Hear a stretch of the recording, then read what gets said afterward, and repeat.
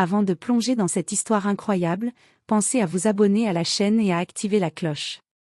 Ici, chaque récit a quelque chose à dire, et vous ne voudrez pas en manquer un seul. La pluie tombait violemment cette nuit-là, comme si le ciel lui-même pleurait une tragédie imminente. Les éclairs déchiraient l'obscurité, illuminant brièvement les murs du manoir autrefois paisible, désormais marqué par le sang. Elle courait. Pieds nus, le cœur battant à s'en briser la poitrine, elle traversait les couloirs froids, appelant désespérément le nom de celui qu'elle aimait le plus au monde. Non, non, réponds-moi, s'il te plaît. Mais le silence était déjà une réponse. Lorsqu'elle poussa la grande porte, ses mains tremblaient si fort qu'elle manqua de tomber. Et là, au centre de la pièce, le temps s'arrêta. Son proche, étendu au sol, immobile. Le sang s'étendait lentement autour du corps, comme une ombre qui avalait toute lumière. Ses yeux s'ouvrirent d'horreur, puis se vidèrent, remplacés par quelque chose de plus sombre, quelque chose d'irréversible. Elle tomba à genoux. Un cri déchirant sortit de sa gorge, un cri si profond qu'il semblait venir de son âme elle-même. Elle serra le corps froid contre elle, refusant d'accepter l'évidence. Je te protégerai, je l'avais promis. Mais elle était arrivée trop tard. Ce soir-là, elle ne pleurait pas seulement une perte. Elle enterrait une partie d'elle-même. Et dans ce vide, quelque chose naquit. Une flamme noire. Silencieuse. Dévorante. Ses larmes cessèrent peu à peu. Son regard changea. La douleur se transforma en une détermination glaciale. Ce n'était plus une femme brisée. C'était une femme en guerre. Les responsables avaient commis une erreur fatale. Ils pensaient avoir détruit une vie. Ils venaient en réalité d'en créer une nouvelle. Une femme prête à tout sacrifier. À manipuler, à conquérir, à renverser des royaumes entiers. Pour une seule chose. La vengeance. Et ce n'était que le début. Car un jour, elle ne serait plus seulement une survivante. Elle deviendrait la reine-mère. Les jours suivants furent un tourbillon. La douleur était toujours là, mais elle avait appris à la transformer en arme. Chaque regard qu'elle posait sur les courtisans, chaque sourire poli, chaque mot doux cachait désormais un venin glacé. Dans les couloirs du palais, les rumeurs commençaient à courir. On parlait de la jeune femme qui avait survécu à la tragédie et dont le regard semblait capable de geler le sang. Peu savaient qu'elle observait tout, notait chaque faiblesse, chaque trahison, chaque opportunité. Elle rencontra le vieux conseiller du roi, un homme qui avait autrefois ignoré son proche disparu. Avec douceur, elle le remercia pour ses condoléances, mais dans ses yeux brillait une lueur qu'il ne comprit pas. Il ne savait pas que sous cette façade de gratitude se cachait une stratégie minutieuse. Dans ses appartements, elle rassemblait des documents, des lettres, et des secrets glanés depuis des années. Chaque mot, chaque intrigue politique, chaque faiblesse humaine serait utilisée pour gravir les échelons du pouvoir. Elle ne voulait pas seulement venger la mort de celui qu'elle aimait, elle voulait contrôler le destin de ceux qui l'avaient trahie. Une nuit, seule sur le balcon du palais, elle regarda la ville en contrebas. Le vent agitait ses cheveux sombres comme une bannière de guerre. Elle murmura.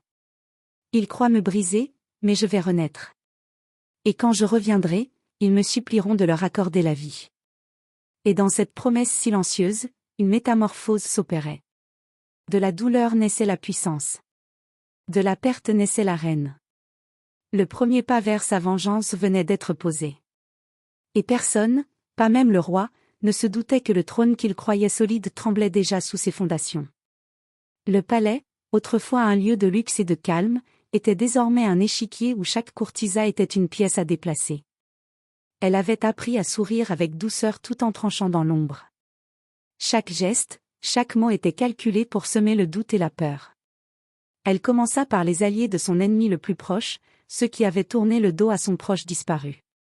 Un mot subtil ici, un murmure stratégique là, et bientôt, les rumeurs et les suspicions commencèrent à se propager. Les alliances se fissuraient sans que personne ne comprenne pourquoi. Elle invita certains nobles à des dîners privés, feignant l'amitié, mais chaque conversation était une étude minutieuse de leurs faiblesses. Elle notait tout dans un carnet de cuir noir, les ambitions cachées, les jalousies secrètes, les alliances fragiles. Tout serait utilisé pour orchestrer leur chute. Un soir, dans la grande salle du palais, un incident survint. Un noble influent se permit de l'insulter ouvertement, pensant qu'elle était encore faible et fragile. Son sourire s'élargit. Ce fut son premier véritable test, et elle ne fit qu'un geste discret. Le noble tomba dans un piège politique qu'elle avait soigneusement préparé depuis des semaines. Humilié publiquement, il dut s'incliner et promettre fidélité. Cette victoire n'était que symbolique, mais elle envoya un message clair, la jeune femme autrefois brisée n'était plus la même.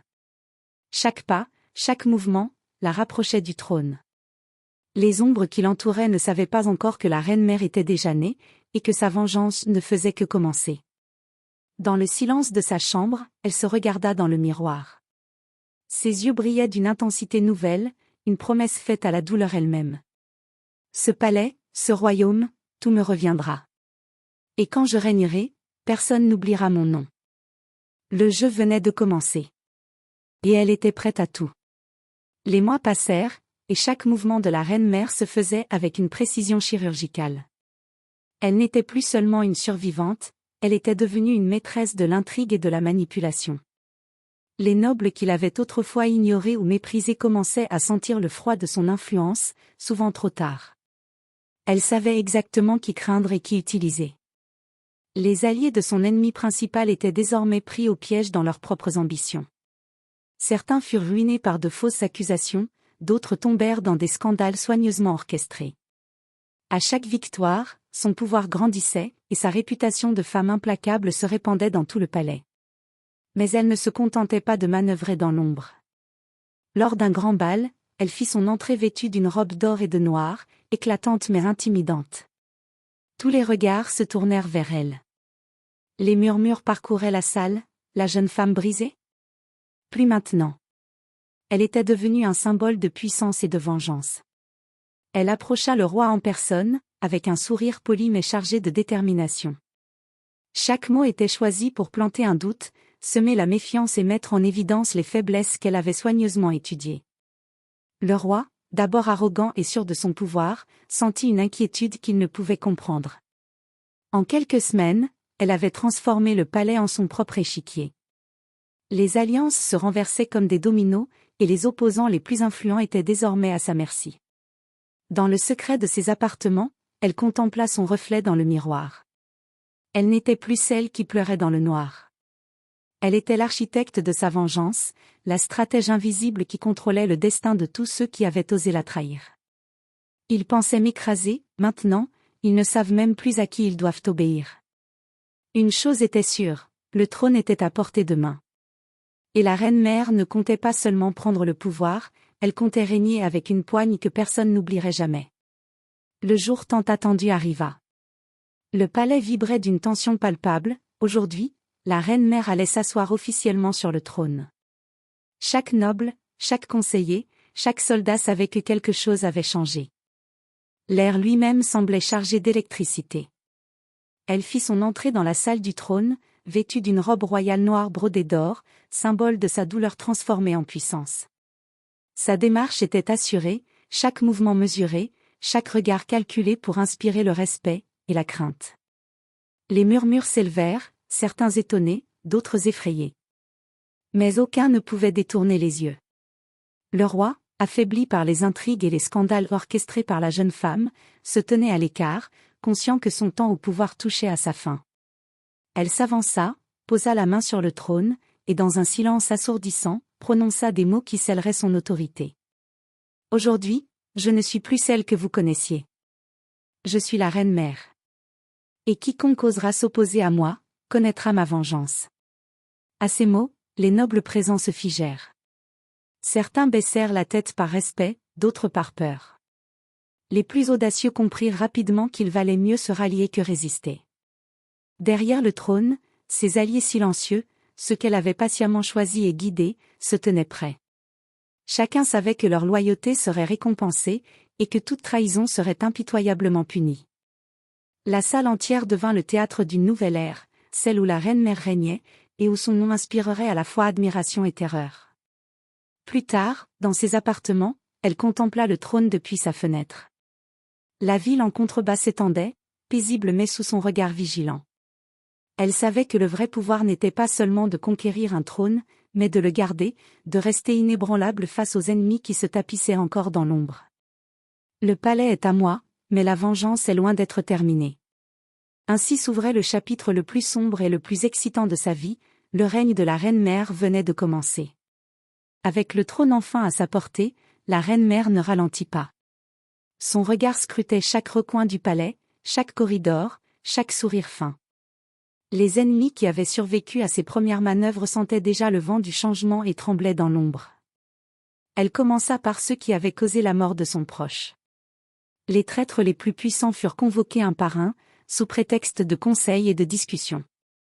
Mais chacun tomba dans le piège qu'elle avait soigneusement préparé, révélation de conspiration, preuve de trahison, et alliance brisée. Ceux qui tentaient de résister furent publiquement humiliés ou envoyés en exil. La peur se répandit comme un feu dans tout le royaume. Pendant ce temps, ses alliés fidèles, choisis avec soin, prenaient des postes stratégiques dans le palais et dans l'armée. Elle s'assura que le pouvoir était solidement entre ses mains. Chaque mouvement consolidait son règne et envoyait un message clair, nul ne pouvait défier la reine-mère impunément. Mais la vengeance ne se limitait pas aux puissants. Ceux qui avaient été indirectement responsables de la tragédie de son proche, nobles jaloux, serviteurs corrompus, espions, ressentirent bientôt la force de sa justice. Certains disparurent mystérieusement, d'autres furent confrontés à la vérité de leurs crimes. Tous comprirent que la reine-mère voyait tout et punissait sans hésitation. Assise sur son trône, elle contempla son royaume avec un calme glacial. Le sang et les larmes d'antan s'étaient transformés en une force indomptable. Elle avait vengé son proche, humilié ses ennemis, et conquis le pouvoir absolu. Mais au fond d'elle, elle savait que chaque victoire venait avec son prix, vigilance constante, sacrifice, et solitude. Pourtant, elle ne regrettait rien. Son cœur, autrefois brisé, battait désormais pour un seul objectif, maintenir sa souveraineté et faire respecter son nom. Qu'ils se souviennent de moi, non pas comme d'une femme qui a souffert, mais comme d'une reine qui a régné et vengé ce qu'elle aimait. Ainsi s'achevait le cycle de sa vengeance, mais le règne de la reine-mère ne faisait que commencer. Le palais, et bientôt le royaume, n'avaient jamais connu une dirigeante aussi redoutable et déterminée.